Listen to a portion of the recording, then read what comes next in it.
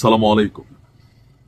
গেল 5ই আগস্টের পর বাংলাদেশের জনগণ সত্যি সত্যি কিন্তু একটু স্বপ্ন দেখছিল যে রাষ্ট্রটার পরিবর্তন হবে, রাজনীতিবিদদের পরিবর্তন হবে, সিস্টেমের পরিবর্তন হবে। যে সকল জিনিসগুলোর জন্য মানুষ আওয়ামী লীগ সরকারের উপর বিরক্ত ছিল, প্রশাসন থেকে শুরু করে আমলাতন্ত্র, তারপর আপনি সবকিছু ধরতে পারেন, মানে এ টু জেড মিলিয়ে আমাদের বিভিন্ন যে সেক্টরগুলো আছে, জনগণ যারা আমরা আছি, তো একটা পরিবর্তনের আভাস বা ইঙ্গিত বা স্বপ্ন প্রত্যেকের মনে ছিল। এনসিপির উপরও মানুষ ভরসা করেছিল, ডক্টর মোহাম্মদ ইউনূসের উপরও মানুষ আস্থা রেখেছিল। কিন্তু গেল 15 মাসে সারা বাংলাদেশের যে সার্বিক চিত্র, সেখানে ওই রকম কোন পরিলক্ষিত পরিবর্তন কিন্তু আসলে হয়নি। কিছু কিছু ক্ষেত্রে অনেক ভালো কাজ হয়েছে, আবার খারাপ কাজও হয়েছে। আবার রাষ্ট্রের সবচেয়ে গুরুত্বপূর্ণ যেটা মেরুদণ্ড আমাদের সেনাবাহিনী, সেই সেনাবাহিনীকে ঘিরেও নানান ধরনের গুজব, জল্পনা কল্পনা, সেনা প্রধানকে নিয়ে নানান ধরনের বক্তব্য ছিল। আবার এই যে লম্বা সময় আওয়ামী লীগ সরকার ক্ষমতায় ছিল, সেখানে কিছু সেনা কর্মকর্তারা বিপথগামী হয়ে গিয়েছিলেন।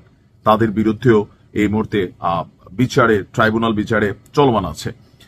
গতকালকে আমাদের সেনাপ্রধান তিনি যে বক্তব্য দিয়েছেন, একটা নিখাত সত্যি কথা বলে দিচ্ছেন। আর ওনার এই বক্তব্যকে ঘিরে পজিটিভ নেগেটিভ নানান বক্তব্য আসছে। তিনি আসলে কথাটা কি বলছেন আপনি যদি দেখেন, প্রথম সারি গণমাধ্যমগুলোতে তার এই নিখাত সত্য কথাটা, যেটা খুবই আইকনিক ওয়ার্ডগুলো যেটা ছিল, কারো কারো মাঝে নৈতিকতার অভাবের কারণে আমরা খুব একটা ভালো কাজ করতে পারি না। তিনি আসলে কি বোঝালেন? আমার কাছে এটার সার্বজনীন অনেকগুলো ব্যাখ্যা তৈরি হয়। কারো কারো মাঝে নৈতিকতার অভাবে আমরা, what is the meaning of আমরা?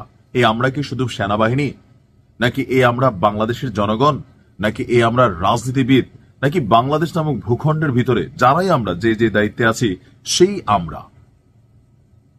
যে কোনো সময় দেখবেন একটা ভালো উদ্যোগ গ্রহণ করা হয়, কিন্তু বেশিরভাগ সময় সে উদ্যোগটা আশার আলো দেখে না, বা উদ্যোগটা থেমে যায়। কারণ কি, এখানে যে পথ চলাটা শুরু হয় 10 জন মানুষের 10টা কি বলা হয় যে স্বপ্ন, ড্রিম বা পরিবর্তনের ইঙ্গিত, অনেক কিছু এখানে শুরু হয়।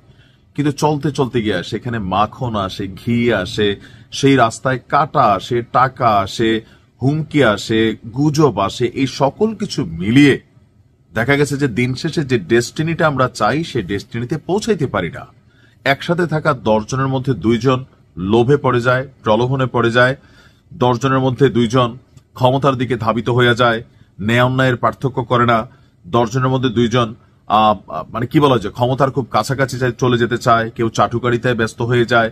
এই যে টোটাল সিস্টেম হ্যাং হয় আমরা, এই নৈতিকতা বলতে আমার ধারণা সেনাবাহিনীর যিনি প্রধান আছেন জেনারেল ওয়াকারুজ্জামান, স্পষ্ট কোনো ব্যক্তি বা কোনো কেন্দ্র বা সংগঠন, কোনো দলকে বোঝান নাই। তিনি সামষ্টিকভাবে বাংলাদেশের যে চিত্র, যে জনগণের, দেখেন না আমরা এই দেশে সবাই মুসলিম, কিন্তু আমাদের মধ্যে আকীদাগত কত ভেজাল আছে। সবাই আমরা দেশের কল্যাণে রাজনীতি করি, কিন্তু ক্ষমতায় থাকতে গেলে জুলুম, নির্যাতন, কিভাবে প্রতিপক্ষের মুখ দমন করা যায়, আবার ক্ষমতা থেকে সরে গেলে কিভাবে রাষ্ট্রকে স্থিতিশীল করা যায়, বিদেশিদের কাছে গিয়ে ধর্ণা দেওয়া যায়। টোটাল এই যে আমরা, মূল ধারণা কোনটা? আমাদের মধ্যে নৈতিক জিনিসটা কাজ করে না, যে দিন শেষে এটা একটা বাংলাদেশ, এই রাষ্ট্রটা আমাদের সবার, এখানে পরিবর্তন হওয়া উচিত।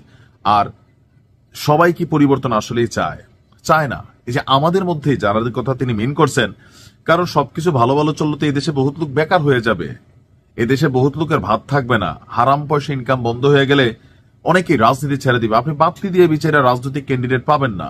এখন যেরকম আমার ভাই তোমার ভাই করে, এই লোকগুলো নাই হয়ে যাবে। কারণ কি, মধু সবাই তো মধু পায় না।